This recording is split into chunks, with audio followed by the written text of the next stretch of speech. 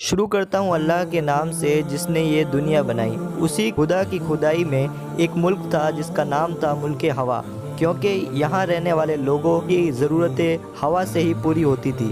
اسی ملک میں ہوا کا بادشاہ جب مرنے لگا تو اپنے جوان بیٹے کو یہ وصیت کی کہ بیٹا اپنے محل کے سارے کمرے کھولنا، مگر وہ تالا کبھی نہ کھولنا جو ایک سرنگ کے دروازے پر لگا ہے، کیونکہ اس سرنگ میں آگ، پانی، مٹی اور ہوا ایک ساتھ قید ہیں، اور یہ ایک ایسا عجوبہ ہے جو ملک ہوا کے باشندوں کی عقل و فہم سے باہر ہے۔ بادشاہ کے انتقال کے بعد شہزادے سے رہا نہیں گیا، آخرکار اس نے دروازہ کھول ہی دیا اور اس میں داخل ہو گیا، جہاں اسے دو طرح کے آدمی ملے، ایک وہ جو جی رہے تھے اور دوسرے وہ جو جیتے جی مر رہے تھے۔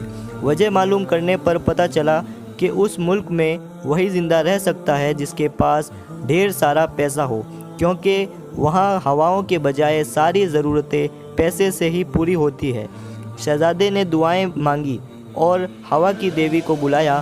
جب دیوی آئی تو اس نے کہا کہ وہ ان کو روپے پیسے سے مالا مال کر دے کہ سب آرام اور سکون سے رہ سکے۔ دیوی نے شہزادے کی بات مان کر ایسا ہی کیا۔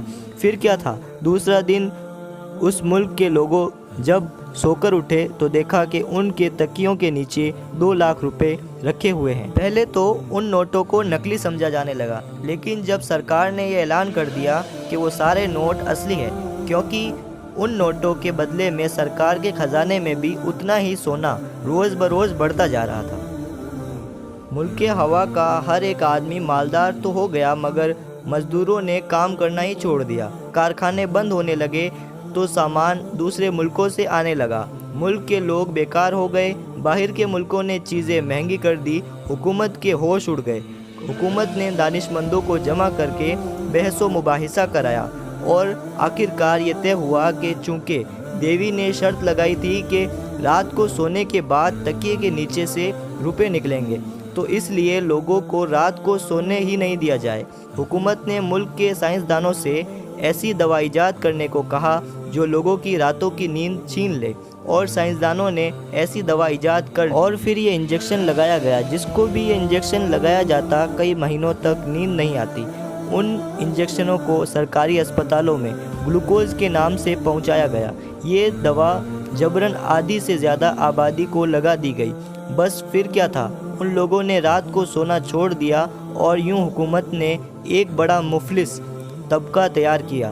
حکومت کے لوگ آرام سے سوتے تھے اور انہیں صبح 2 لاکھ روپے مل جایا کرتے تھے۔ وہ لوگ خوش تھے کہ جب چاہے جس کو چاہے دوا کا انجیکشن لگا کر اس کو کنگال بنا سکتے ہیں۔ لیکن دوا نے اپنا اثر دکھایا کہ ملک کی آدھی آبادی کے خون میں یہ بات پیدا کر دی گئی کہ وہ جس کو بھی کاٹ لے تو وہ انسان تڑپے بغیر ہی ختم ہو جائے۔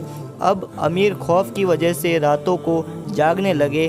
انجام یہ ہوا کہ برسوں بعد جب شہزادہ اس ملک سے گزرا تو اس نے دیکھا کہ ملک کے لوگ اللہ سے دعا مانگ رہے ہیں کہ ہم سے سب کچھ چھین لے، عوض میں ہمیں 2 پل سکون کے نیند عطا فرما۔